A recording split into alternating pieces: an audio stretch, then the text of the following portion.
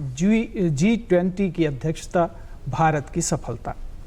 इस पर चर्चा के लिए हमारे स्टूडियो में इस समय दो मेहमान मौजूद हैं। श्री अमरनाथ तिवारी जो सहायक संपादक हैं द हिंदू, एक प्रतिष्ठित राष्ट्रीय अखबार के, और श्री सुधांशु कुमार जी जो अर्थशास्त्री हैं। आद्री एक संस्था है हमारी जिसे एशियन डेवलपमेंट रिसर्च इंस्टीट्यूट कहते हैं। ये आप जो हैं वहाँ पे centre for economic policy and public finance में एसोसिएट प्रोफेसर हैं। आज हम इस विषय पर चर्चा करने के लिए यहाँ उपस्थित हुए हैं कि अभी हाल ही फिलहाल आप दर्शकों ने सुना होगा कि बाली में G20 की 17वीं समिट हुई थी, शिखर बैठक हुई थी, जिसमें बेटन जो है वो भारत को सौंपा गया और प्रधानमंत्री नरेंद्र मोदी ने भारत की ओर से वो बेटन ग्रहण किया। और अब जो अगली समिट होगी यानी शिखर बैठक होगी वो भारत में होगी। 1 दिसंबर से G20 की ग्रुप 20 की जो समूह 20 के देश हैं, जिसमें विकसित देश भी हैं और बहुत ही जो महाशक्तियां हैं वो भी शामिल हैं। आर्थिक रूप से उन्नत जापान जैसे देश भी हैं, जर्मनी भी है, फ्रांस भी है, यूके भी है। तो एक तरह का ये जो सम्मान है वो भारत को मिला है और भारत ने इसको एक बड़े ही सम्मानजनक ढंग से और एक चुनौती के रूप में स्वीकार भी अध्यक्षता को। सबसे पहले हम एक रिपोर्ट देखेंगे। आज कल यानी 1 दिसंबर से 7 दिसंबर तक देश भर के 100 जो हमारे पुरातात्विक महत्व के जो केंद्र हैं, जहां पर जो इमारतें हैं, उनको रोशन किया गया है इस खुशी में कि हमें G20 की अध्यक्षता मिली है। तो पहले इस पर आधारित एक रिपोर्ट हम देख लेते हैं, उसके बाद फिर चर्चा को हम आगे बढ़ाएंगे।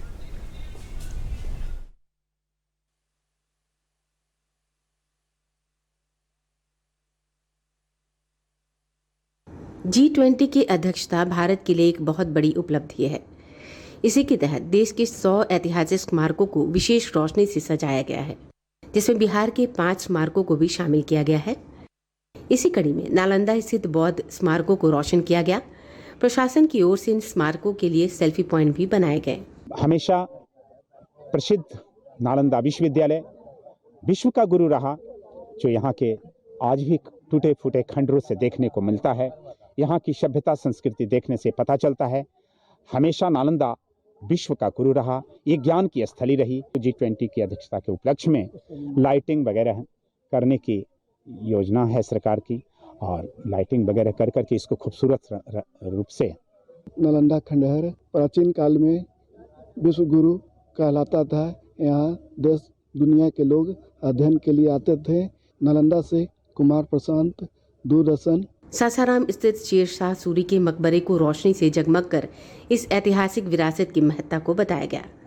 विशेष रोशनी की सज्जा देखते ही बन रही है। मकबरे को देखने आए पर्यटकों ने इसे खूब सराहा। G20 का अध्यक्षता में हर जगह सजाया गया है। हम लोग घूमने में आए थे यहाँ पे, इसी का बात तो है कि हमें अध्यक्षता हमें मिला है G20 के समिट के लिए। गया स्थित सुजातागढ़ को भी रोशनी से जगमग कर ऐतिहासिक विरासत के बारे में लोगों को बताया गया। सुजाता पहली महिला थी जिसने गौतम बुद्ध को खीर खिलाकर जान बचाई थी। मुजफ्फरपुर के कोल्हुआ स्थित अशोक स्तंभ और बौद्ध स्तूप को रोशन किया गया, जहां महात्मा बुद्ध ने पहली बार लिच्छवी की चर्चित गणिका आम्रपाली को ज्ञान दिया था। बिहार के मुजफ्फरपुर जिला मुख्यालय से 30 किलोमीटर दूर सरैया प्रखंड का ये कोल्हुआ स्थित अशोक स्तंभ को भी रोशनी से प्रकाशित किया गया है। यह सम्राट अशोक ने महान भगवान महात्मा बुद्ध के अंतिम उपदेश की स्मृति में अशोक स्तंभ का निर्माण कराया गया था। मैं मुजफ्फरपुर से संतोष कुमार, DD न्यूज। बिहार के ऐतिहासिक स्मारकों की अपनी एक अलग गाथा है। भारत द्वारा G20 की अध्यक्षता ग्रहण करने के बाद स्मारकों की सज्जा अद्वितीय है। दूरदर्शन समाचार पटना ब्यूरो। तो वापस फिर आपका स्वागत है। आपने जैसा कि रिपोर्ट में देखा कि जो बिहार के भी 6 स्थानों पर लाइटिंग की गई और जो हम देख रहे थे सब फेमस प्लेसेस हैं और हमारी जो गौरवमयी हमारा अतीत है उसको दर्शाते हैं। सबसे पहला सवाल मैं अमरनाथ जी आपसे करना चाहूँगा कि वर्तमान में आज के दौर में ख़ास तौर से G20 की अध्यक्षता मिलना किस तरह से प्रासंगिक है और भारत इसको अपॉर्चुनिटी में, एक अवसर में कैसे बदल सकता है?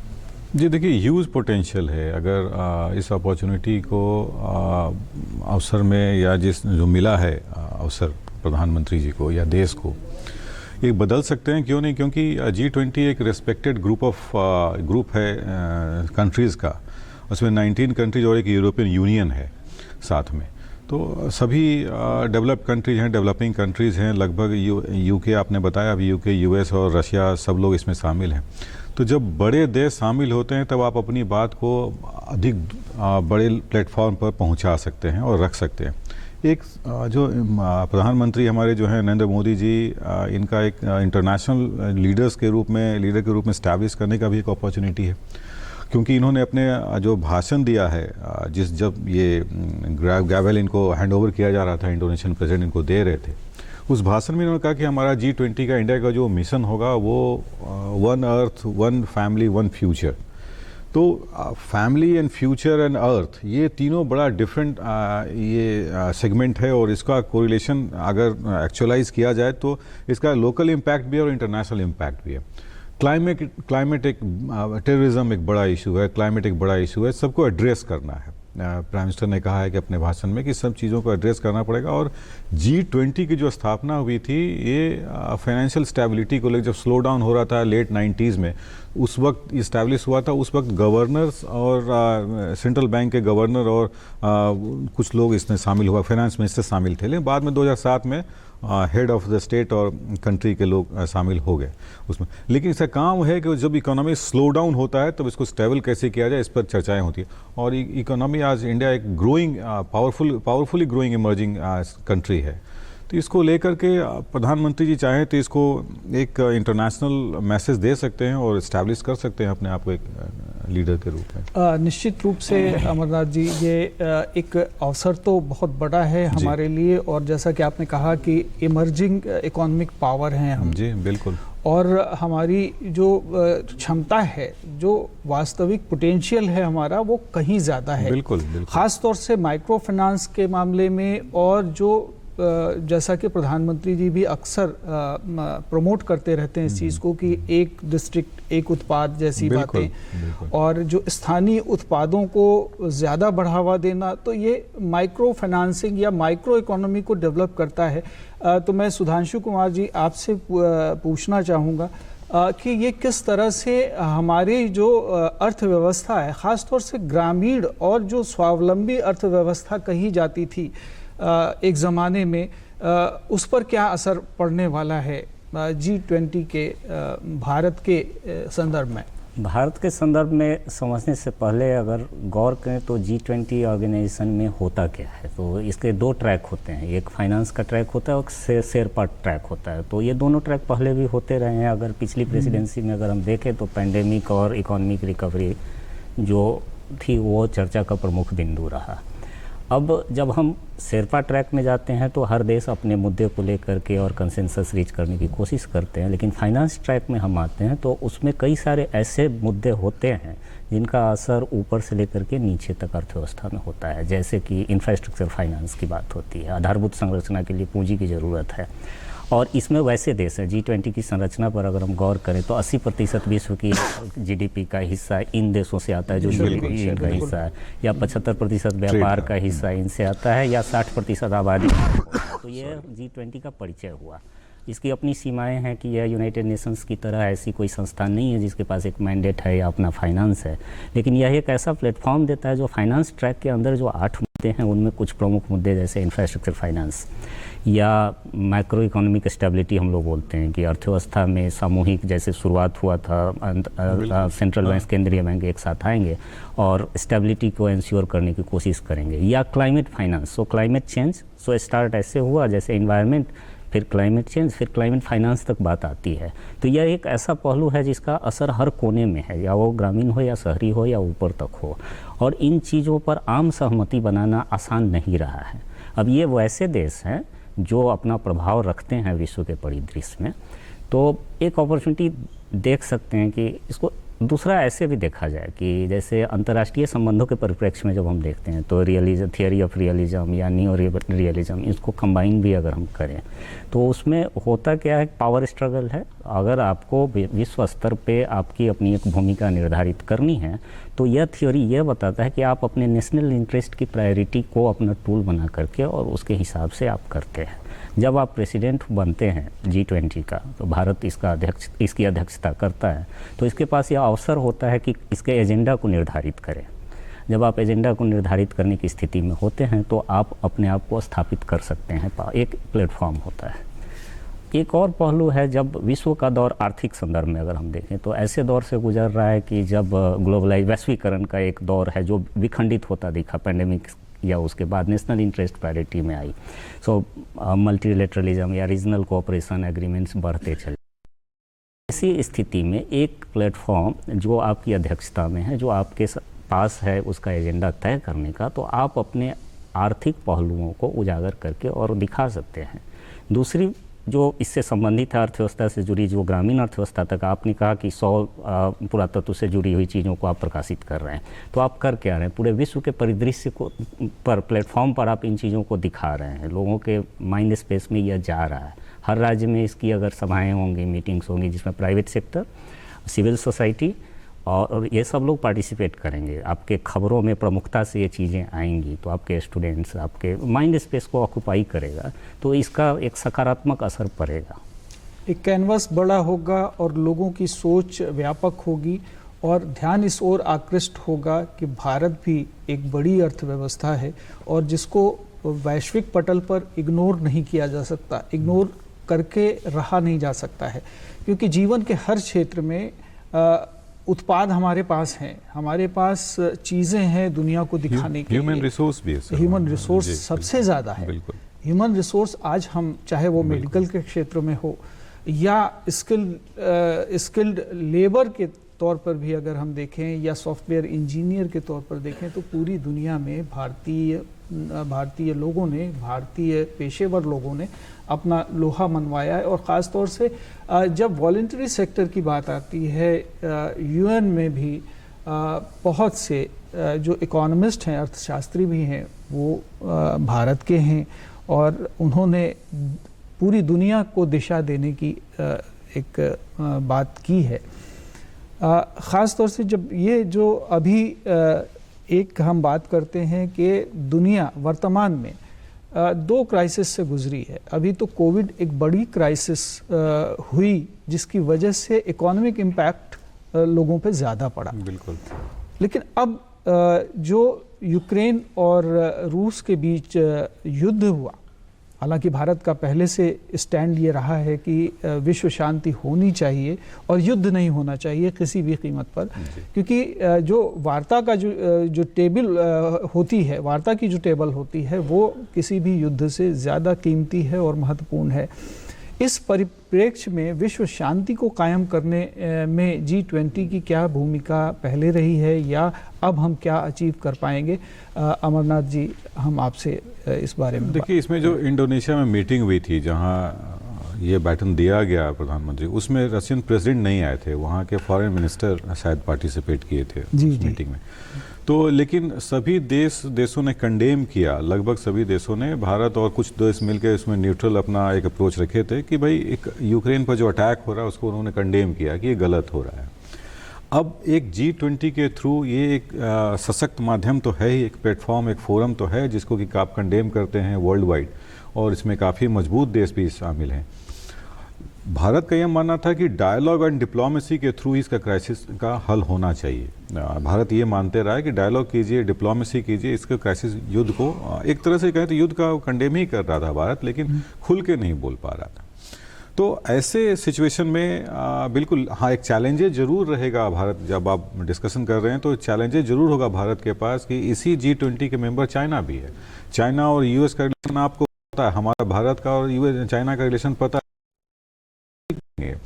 इसका जो एक्सप्लोरेशन होगा वेज को किस तरह से इस चीज़ को टैकल करेंगे, ये G20 के थ्रू भी आप एक्सप्लोर कर सकते हैं, क्योंकि सशक्त देश इसके मेंबर हैं, तो उनका सपोर्ट लेके, उनको कन्विंस करके, अपनी बातों को रख करके कैसे अपने फेवर में सारे जियो पॉलिटिक्स को लाएं, तो एक ये अवसर है, एक अवसर है। हम अब रुकेंगे थोड़ा सा एक ब्रेक के लिए और उसके बाद चर्चा को जारी रखेंगे।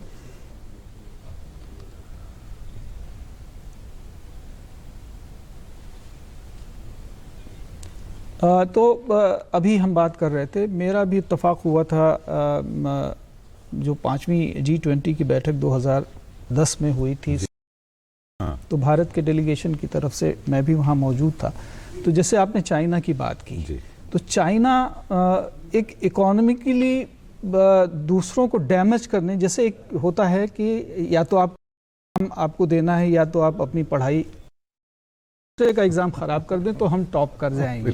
तो चाइना ने उस समय ये चाल चली थी कि 20% डीवैल्यू कर दिया था अपने मुद्रा को, जिसकी वजह से उसका व्यापार बहुत तेजी से बढ़ रहा था और बाकी जो G20 के देश थे वो इस बात का विरोध कर रहे थे। तो जब हम एक सार्वजनिक, एक वैश्विक मंच पर होते हैं तो किसी भी देश का इस तरह का बिहेवियर जो कि दूसरों को सपोर्ट ना करता हो, दूसरे देशों को सपोर्ट ना करता हो, अब वो एक नुकसानदेह होता है। इस पर आगे चर्चा हम सुधांशु जी आपसे करेंगे और जो हमारा सस्टेनेबल डेवलपमेंट गोल है, SDG है, उस पर भी बात करेंगे, लेकिन अभी एक ब्रेक के लिए हम रुकते हैं।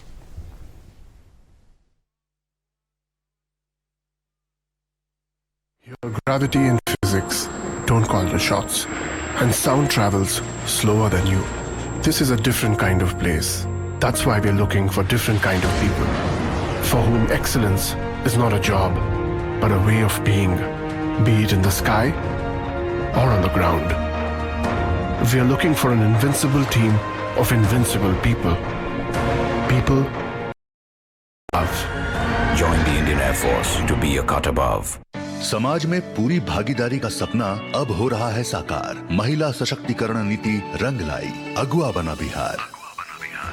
बिहार सरकार की ऐतिहासिक पहल से बिहार पुलिस बल में महिलाओं की हिस्सेदारी में देश का नंबर 1 राज्य बन गया है। वर्तमान में बिहार पुलिस बल में 28,960 महिलाएं कार्यरत हैं, जो कुल पुलिस बल का 28% है। आरक्षी से लेकर उपाधीक्षक पद पर कार्यरत महिलाएं देश और समाज की सेवा में लगी हैं। ये भागीदारी ऐसे ही बनी रहे, इसके लिए 2013 से बिहार में पुलिस भर्ती में 35% पद महिलाओं के लिए आरक्षित किया गया है। बढ़ रही महिलाओं की भागीदारी, अब बदलेगी दुनिया सारी। महिला एवं बाल विकास निगम बिहार द्वारा जनहित में जारी। तो इस परिचर्चा में एक बार फिर आपका स्वागत है। आज का विषय है G20 की अध्यक्षता, भारत की सफलता। इस पर हम चर्चा कर रहे थे। श्री अमरनाथ तिवारी जी वरिष्ठ पत्रकार हमारे साथ हैं, सुधांशु कुमार जी हैं, अर्थशास्त्री हैं, आद्री से जुड़े हुए हैं।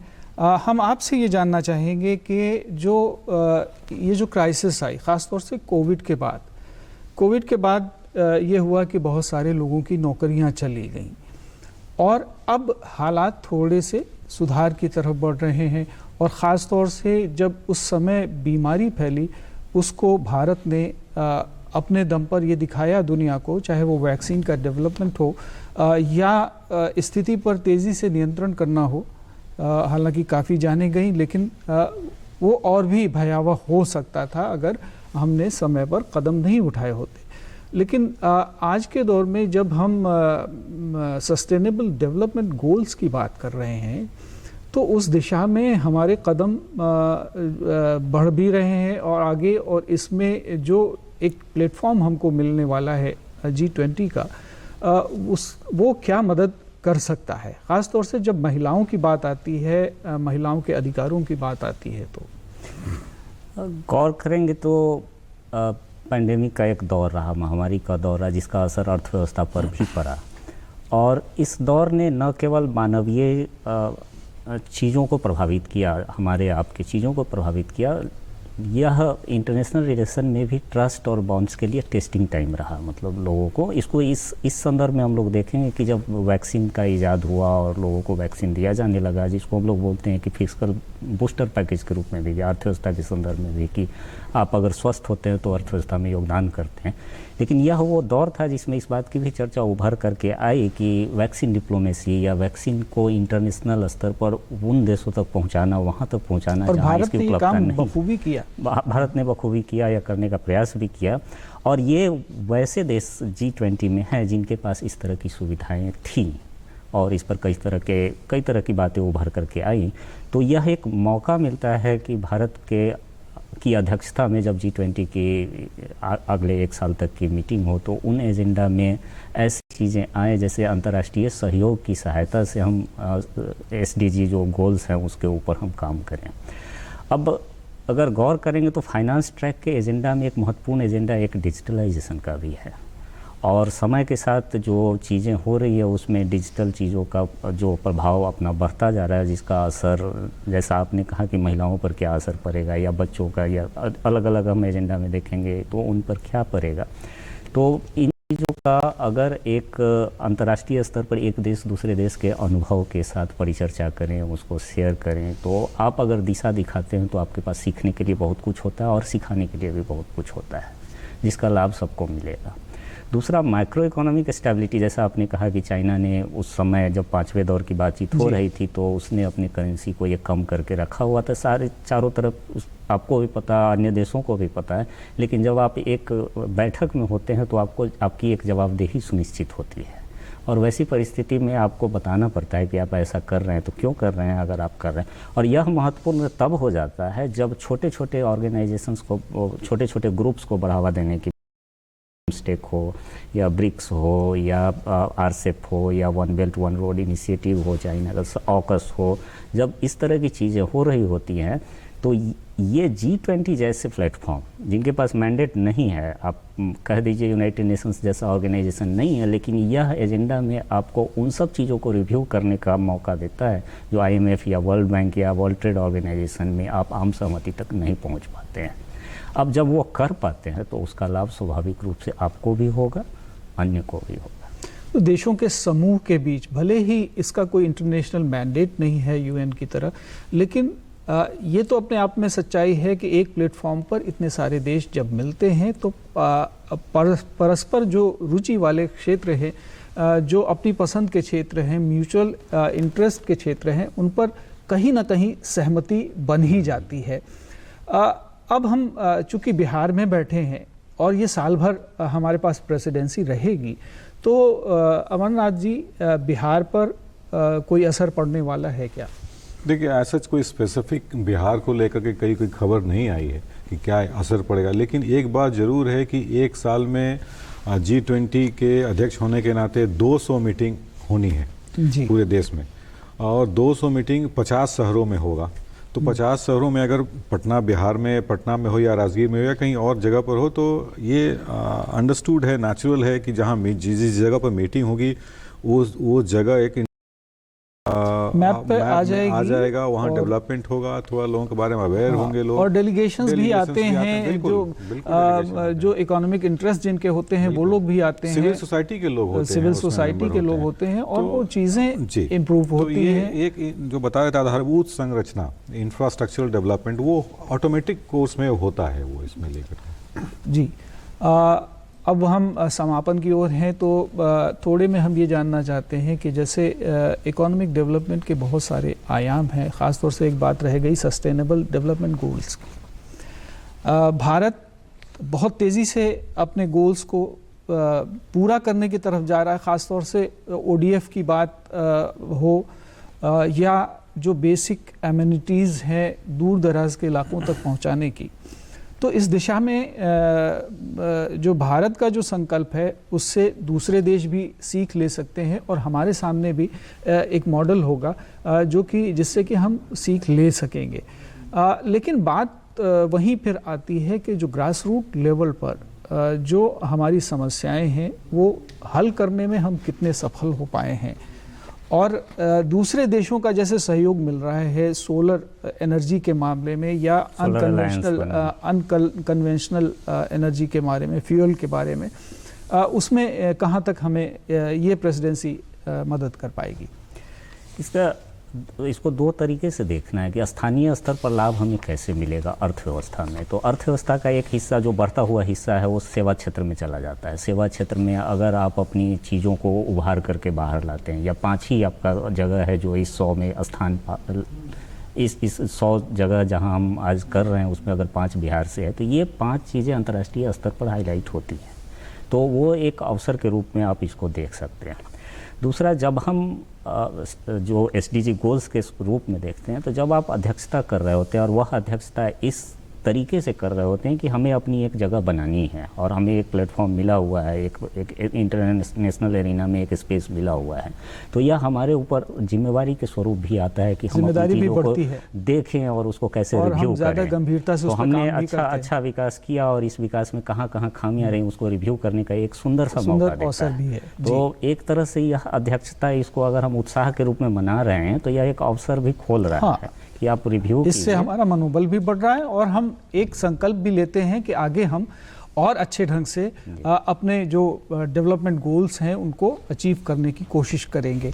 और ख़ास तौर से जो ये प्रेसिडेंसी मिली है, इससे भारत दुनिया के नक्शे पर एक सशक्त राष्ट्र के रूप में स्थापित होगा और भारत के लिए ये एक चुनौती भी है अगले 1 वर्ष में कुछ ऐसा कर दिखाने की जिससे कि विश्व स्तर पर हम आत्मसम्मान और पूरी शान से ये कह सकें कि हम बहुत कुछ कर सकते हैं, हम भारतीयों में बहुत कुछ क्षमता है।